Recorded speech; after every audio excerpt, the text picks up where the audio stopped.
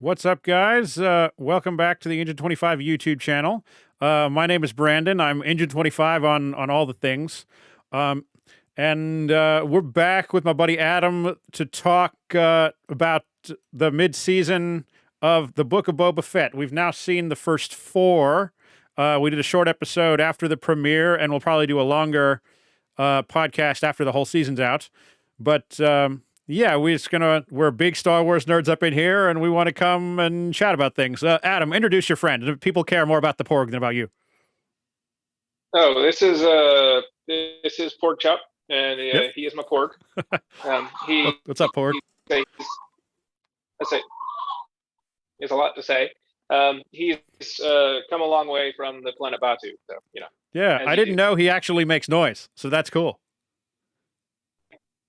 Usually, you have to like tip him upside down, or just beat him really hard on the head to make him make sound. Sweet. Yeah. So what? We were both pretty into it after the first episode. How are you feeling halfway through the Book of Boba Fett? We've seen 4 episodes. There's 3 left. Okay, I don't know. Book of Boba Fett has done this weird roller coaster with me where it's like, look at this, it's really cool and really well done. And then look at this. And then look at this really cool thing again. And then look at this. And it's like, over there. Stay on that side. Yeah, we want to be over here.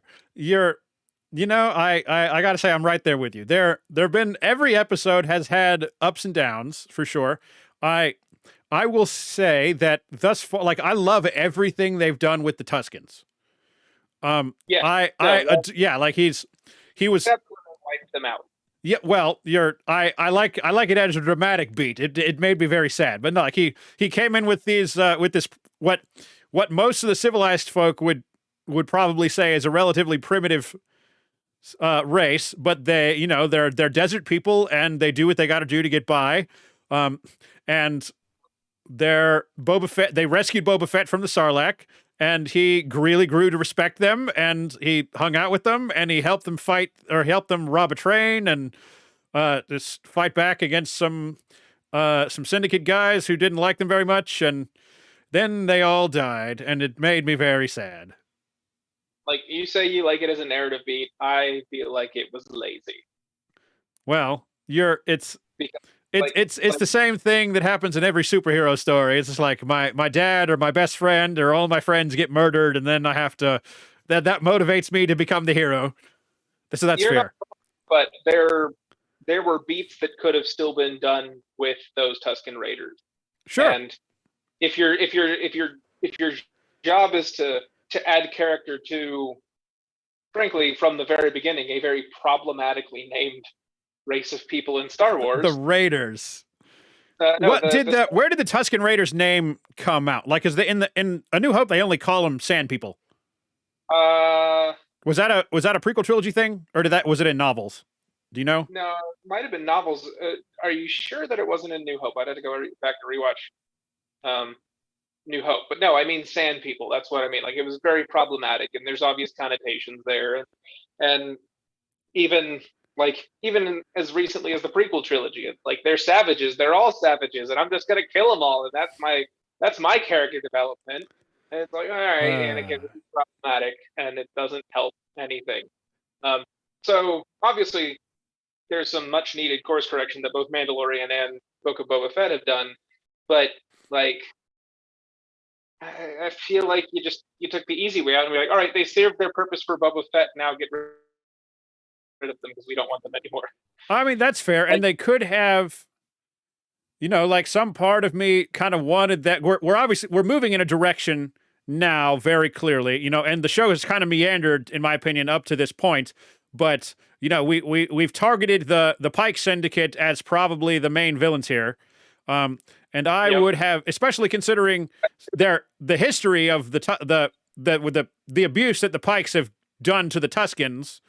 I would have loved to see Boba wander back into the desert and ask his Tusken buddies for help against the Pikes, and that would have been awesome. Except now we're not going to get that, and that's a bummer. Yeah, no,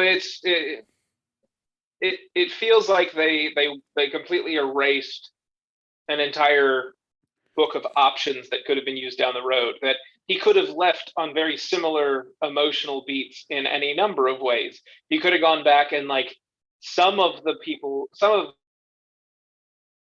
Tuscans had been killed. And maybe it was the two or three that really liked him, and everybody else was like, "You brought this upon us. Get out of here." And he's like, "Oh, I'm sad now. I'm leaving." But Oh, then in the long term, and they could have been like, "You know what? We do need your help because you're a badass. So yes, let's be friends again." Like there are other ways they could have done it. So I agree. And it's like I said, colonialism has been a theme in a lot of sci-fi lately. Like it's a big thing in Dune, obviously, if you had watched that or ever read the novels or generally been a fan.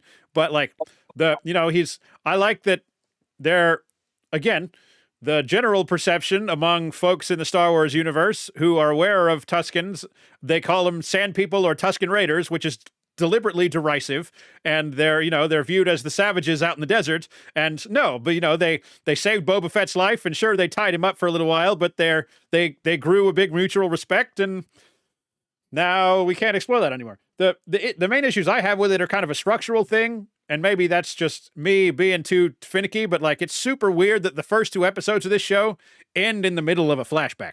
Like Boba Fett's in the tank, and we're just hanging out in a flashback, and then he doesn't get out of the tank. And I was really that's how excited. the last episode started, wasn't it?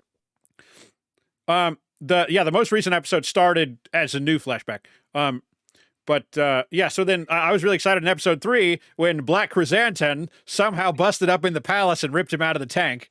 By the way, did you know about Black Chrysanthemum before? He's a big character in the comics since Disney took over. I'd heard of him, but I hadn't seen much about him. But found out a little bit more after the show, just because the zeitgeist. So Yeah. Well, he's very cool, and he's a bounty hunter. He's had like a history in a gladiatorial space, which Garza Fwip kind of mentions. So yeah. I loved the big fight in episode 3 where he just kicks a bunch of ass. But then the Hutts come back and they're just like, yeah, we sent him to kill you and he failed, so we don't really want him back. Womp womp. yeah, But then he just like awkwardly runs into the desert, and I thought it was you know what? It's like I'm gonna continue on that point. I thought it was a big wasted opportunity that we didn't get to see him tear anyone's arms off until we go to the scene in episode 4 where he's just like watching the Trando people gambling, and he gets up and Garza tries to reason with him, and he's like, no, and he rips the guy's arm off. That made me happy. I think just thinking about it with the beats and where I've hit ups and downs with the series, with the show so far, I think it would have been better served, if less popular, if they had done 2 2-hour episodes. That Or two, like if episode 1 and 2 had been an episode, and episode 3 and 4 had been an episode. Okay. So yeah, so they'd be like, but each of them would be like a little bit over an hour, but it would have kind of Right. felt better. You're probably right. And you're really tying the arcs, because so far most of our arcs have been 1 to 2. Like 1 to 2, most of your arcs were finding out that just saying I'm a crime boss doesn't make me a crime boss, and the whole Tuscan backstory. And then 3 and 4 is bitches, I'm still Boba Fett. Yeah, And like then I'm gonna make them recruiting respect the me if least they don't. intimidating- Yeah, and then recruiting the least intimidating gang of characters in Star Wars ever. Oh god, it was so bad. The body mod, the idea of body mods is cool. No, I have no yeah, issue with that. it's been around. Yeah, I mean, Lobot was a modified person. yeah, So, like it's not the certainly not a idea, new idea. but And it's go ahead. I had problems with it. Obviously, you have the space Vespas, which everybody laughs about. The Power Rangers reference. Yeah, it was like Power Ranger bikes. And I'm a Power Ranger guy. I'm not hating, except I'm hating because it was awful. But it's one of those things, like it doesn't look Star Warsy, and it's painful. But some of those characters started to look like some of the characters that we see in other areas in a sequel trilogy. So like some of the characters at Canto Bight and stuff. And it's Sure. it's a more modern feel, and maybe they're trying to bridge that gap. But I turned to my fiance and said when we were watching it, I was like, I wish they weren't trying so hard to aggressively recruit Gen Z into liking Star Wars. It's so true. I was like Oh everybody God. there is like chic European or neo emo, and it's like don't get me wrong, like Neo they're not emo. like if it was like if this was any other cyberpunk, I probably would have loved that group of characters. But it's Star Wars, and I liked the mods in episode 4 when he goes back to Yeah, because save the he sniper. yeah, Right. to say Well, Fennec. then you see the grungy part. You see the Star Wars part because it's grunge. It's not only is it Star Wars, it's Tatooine. It's the grungiest of grunge. So what are these shiny chrome bike kids doing in Mos Espa? Like, I'm sorry. Like Apple made some Star Wars characters. Yeah, if they can afford body modifications, which are probably not cheap, they can afford Probably to go somewhere that sucks less than Tatooine. not. Right. Well, maybe not because they spent all of their other money on the Chrome Vespa thing. Yeah, and you know what? This episode 3 kind of sucked, but I will say I loved seeing Stephen Root and Danny Trejo in Star Wars. Both of them got laugh out louds from me. Absolutely. But before we move on from the Vespas, Yeah, please. I don't want to hate on them just because they're bright and colorful and they're different in Star Wars. That's okay. And I hope that in the next 3 episodes they really give them a chance to shine. Like in episode 4, we had the dude who had the bionic eye thing spying on the Pike Syndicate, and it worked out. Like that's great. But they put a lot of emphasis in 3 on the girl in the group, the kind of emo-esque girl in the Drash, group. I think they said her name was. And I'm hoping that develops out more because my fiance was a big fan of her character. But at the same time, I don't want to hate on it just to hate on it, but that chase scene sucked. It was terrible. It was awful.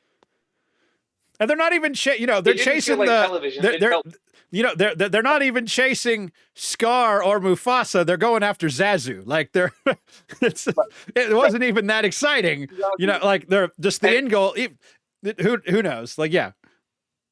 Right. And like I heard several people joking and laughing. I think my roommate pointed out there's a scene in, I don't know which movie it is. Your roommate, obviously Luke Skywalker. Movies. No, say where they're actually named after him, but that's a different story. But one of the comedy cop movies where they're chasing each other on golf cart, and it's filmed to make it look like this really badass scene of like these guys like chasing each other on golf carts and just shooting at each other, and then it cuts to a wide shot, and it's just 2 golf carts puttering along, and it felt like the entire chase scene was a wide shot. It was like you don't have to go fast or do anything extreme to have a good chase scene, but it felt like everybody was going about 3 miles an hour. Yeah, and it was entirely unsatisfying. I agree wholeheartedly. And after episode 3 was the time that my wife said, I'm not so into this. So if it gets better, let me know, and maybe we'll rewatch it. And she didn't want to watch episode 4. And then I thought episode 4 was the best one so far. I was like, it was great. Episode 4 is definitely the best episode so far. Yeah. It actually feel like I care about what's happening now. Totally. Yeah, they break into Jabba's palace and steal the Slave One back. It seems like they've renamed it, or at least aren't going to reference the Slave One. He just called it a fire spray gunship, but that's fine. Whatever. There's a lot of people are more butthurt about that than they should be. But yeah, so they steal the ship, and they get that point because it is. I'm sorry, Hari. Hold on, you're breaking up there. Say it again. Oh, before we move on past the renaming of the Slave One or the omission of Slave One being the name, I've seen several people make an argument. Why are you changing the name? It's not offensive. It's just a name. Well, there you go. You just solved your own argument. It's just a name. It doesn't change what the ship does. It doesn't change who's flying it or how badass he or it is. I It's agree. just a name. So, sorry, this targeting light. Yeah, Just started Adam. on my- He's got a sniper on him until he finishes the episode. yeah. The sun. It doesn't stay still. Blasted thing. Yeah. Also, for those who Adam's roommate is Luke, so I was like, he references roommate, so I said, Luke, your roommate, obviously Luke Skywalker. Which he'll actually tell you the story that he was named after Luke Skywalker because when his mother was pregnant, his father leaned over and said, "Luke, I am your father." So that's literally where his name came from. And I didn't know this until this moment. I was just poking fun because his name was Luke. You know, whatever. So Really named yeah, after so Luke. we not only in episode 4 we they redeemed Black Chrysanthemum, not dismembering anybody. They also redeemed the speeder chase because I almost felt bad for the Pike guys, except I didn't at all because they're awful. But Boba Fett comes up behind them in the Slave One and just wastes a bunch of guys on speeders, and it was awesome. It was awesome. How did you feel about the fire spray wrestling with the Sarlacc? Well, it showed how powerful the Sarlacc is, which is interesting. That's And I agree with that. Yeah, like pretty it's cool. yeah. I'm not sure how I feel about it being in canon that Star Wars ships can just float face down. The fire spray has been weird ever since. Like it's a really impractical thing. Like you have to climb in order to get into the cockpit. Like it doesn't. The design is impractical all around. That doesn't make it. I'm not saying it's uncool because it's probably like it's one of my favorite ships in Star Wars. It's just the design of it makes little sense from a practicality standpoint. All right, well, you know, the original designers probably saw like a pack of gum across a room, and that's where the design came from. So who knows? It's not probably something like that. I have no idea. But my only real beef with the Sarlacc, because it was interesting, it was cool, minor qualms aside, whatever, it doesn't change anything, was the Sonic Mine, which, while really cool, he was right next to that Sonic Mine. It probably should have wrecked him too. Yeah, you're probably right. Yeah. So, but it was cool. I didn't mind it. It was a good scene. It made my fiance jump about a foot off the couch. So yeah, and that's they get floating down into it, and I'm like, where's the beak? They made a whole thing in Jedi about adding a beak, and then they found the beak. When they first started looking, I thought it might be dead because he burned his way out of it. So I was like, oh, it's probably dead. And my fiance was like, nope, it's going to jump. It's going to jump. And she and leaned forward, like ready for it. And then still excellent jumped when it happened. So, yeah. So like we said, the show has had ups and downs. I would say the same thing about The Mandalorian, particularly in season 1. There are like 3, the first chunk episodes in Mandalorian are great, and then the last 2 of season 1 are great, and there's like 3 episodes in the center that I have not watched and probably will never watch again. But season 2 is awesome, and I've watched season 2 all the way through twice. And I just, this show has had some ups and downs. I think it's really they're proving that Boba is different than what we kind of thought of him ahead of time, and I'm totally fine with that. Yeah, I'm fine with that, but I'm also not one of the diehard Boba Fett fans who won't be fine with that. Fair, and it's I don't know. I've kind of wanted the Star Wars to get away from stuff in the original trilogy for a while, and they haven't done that. But as long as this is what we're doing, I am here for it. When they try, it doesn't go over well. Well, so I mean, they're in there. So they gotta take some chances. Yeah, and I would rather them take chances that don't always land, and I would say that they're taking chances on this show, to a degree. Yeah, more chances than I thought, because I really expected this to be literally like following Boba Fett around the galaxy collecting bounties, which might have been a better show. Maybe, and that was one of the things, like, my wife isn't thrilled that every episode is just more desert. And maybe that's, I think it's fine. there's something about in episode 2, I think, when they first meet the twin Hutts, and they say something like Tatooine is worthless. It's a rock you can have. Or it's probably episode 3, because when the Hutts give up, and they're like, Tatooine is a useless rock. You can have it. We're leaving. There's probably something special about Tatooine, and we're going to learn why. Other than, obviously Anakin and Luke Skywalker grew up there. That's where they were. That's where they're from. But why does Star Wars keep going back to Tatooine? And I think by the end of this show, they're going to tell us. And I hope a talking point there. Yeah, go. What's up? So I just saw an article earlier today that was Star Wars has a Tatooine problem. And that's I guess that's a fitting headline for exactly what you're talking about. But like, it really doesn't. Like, Anakin was born on Tatooine, and because Anakin was born on Tatooine and had adoptive family or in-laws on Tatooine, Luke went to Tatooine. And then because Luke was on Tatooine, he met Han Solo, who was dealing with a crime lord on Tatooine, to then fly away, and then he didn't pay his debts, so the crime lord got Han Took him back to Tatooine. Carbonite, and then took him back to Tatooine.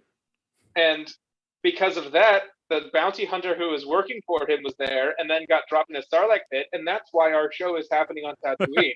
It's not like this mystical thing of like, why are we always back at Tatooine? It's like, no, that's just... But why would, the Hutts like to hang out in places, number 1, where there's a lot of valuable shit that they can steal, and number 2, where there's not a lot of people that are going to regulate them for doing that. So they hang out on rocks in the Outer Rim, but Nal Hutta, their homeworld, is really rich in resources, and that's why the Hutts, of all things, became powerful in the first place. So there's got to, maybe there is, maybe there isn't something about Tatooine that they just haven't shown us yet. But I'm just, it's an interesting angle, and I'm here for it if they want to tell us something special, or maybe it's just a bunch of fish people trying to steal rocks. But I mean, obviously, the fact that the Pike Syndicate is also invested heavily in Tatooine means that there's something worthwhile there. If it had just been Jabba, I think it would have been really funny, even though it would have pissed off a lot of Star Wars fans, if it basically came out that Jabba was really a small-time Hutt. Like, he wasn't a bigwig. He was just on Tatooine because he couldn't control anywhere else. So, yeah, he's like third cousin twice removed Jabba in charge of Tatooine. I mean, that's how I feel about the twins. They're just like some obscure relation, and they're coming in because they have the same last name or some nonsense. But maybe we'll see more of them. Maybe we won't. They kind of seem to have wrapped that up quick. But the end of episode 4 really kind of pointed. We've targeted the Syndicate, and Boba and Fennec are going after the Syndicate. So I hope we get a little bit more focus going forward. Yeah, because they focused on the Pike Syndicate, or kind of didn't focus on it, but it was a significant point in the beginning of Solo. Yeah. And like before that, I'm not sure, I'm not as familiar with the EU for the different crime families. I hadn't heard of the Pike Syndicate before Solo. I think it was in the animated series, one of them, but it was not one of the big crime family names. But it was also the one that didn't have much told about it, so it gives them the most leeway. Because, like, if you'd asked me who are the crime families in Star Wars, I would have said it. Black Sun and the Hutts, and now it's the Hutts, Crimson Dawn, Pike Syndicate, and maybe Black Sun? Question mark. Yeah. Is there any reference to Black Sun in? I'm not aware of any canonical reference to Black Sun. Like, I feel like that maybe in one of the cartoons. Maybe I don't. That's why it's a question mark to me, and it's interesting. And somewhere I think I heard somewhere that I know the Star Wars Legion miniature game, which has thus far been mostly canon, to my knowledge entirely canon, is bringing in Black Sun and Caesar and things. Okay. and I feel like I read somewhere recently that Caesar is coming back into canon in a I book did or see something. that. I don't recall what it was, and Could I'm be looking wrong, up the but Pikes, and they were in the Clone Wars, is where they originated. okay. At least So that's the first canonical mention of them. Not to say not the that's not as far as story, but that's what's the first appearance in the media. so no, it's just interesting that they've really focused in on Pike Syndicate when There are other ones that old school fans will know of. right. And maybe this is all just a long game setup to show one of the other ones that people care more about. Like, and by ones people would care more about, we mean Black Sun. Like, nobody cares about Crimson Dawn. Like, I mean, I care about Kira. I want to see more Kira. I probably want to see more Kira without Han Solo. probably true. Yeah. If there's talk of a Lando show, if Kira, I want more Donald Glover as young Lando, and I want more Emilia Clarke as Kira back in Star Wars. I want more Donald Glover as Lando if he stays Lando, because like in Solo, and I liked Solo. I was not somebody who hated on Solo. That was a great Star Wars movie, but they were like very. It was very binary of in any given scene. Is he going to be Lando or is he going to be Donald Glover? And it was like just choose. Like the first scene when you walk in and you hear him, you're like, holy shit, I mean, that is Lando the moment when Calrissian. he's like, everything they say about me is true. Like, all right, I'm here for this. But it's a little. Then again, I really like Donald Glover. That his show Atlanta is fucking fantastic. Anyway, we've kind of tangented off, so we're gonna wrap it up there. Yeah, but everybody, anyone who's watching, I appreciate you hanging out with us. I'm planning to do another longer kind of episode after the Book of Boba Fett wraps up, and maybe talk about Star Wars in general and that kind of thing. Please hit the button down below if you like this, and we hope to see you next time. Thanks, guys. Wait, you were just trying to talk? Say what you were going to say. Sorry, I was saying, and maybe by the finale episode, the show will be interesting enough that we actually stay on topic. Oh, all right. On that note, I'm cutting you off. See you guys.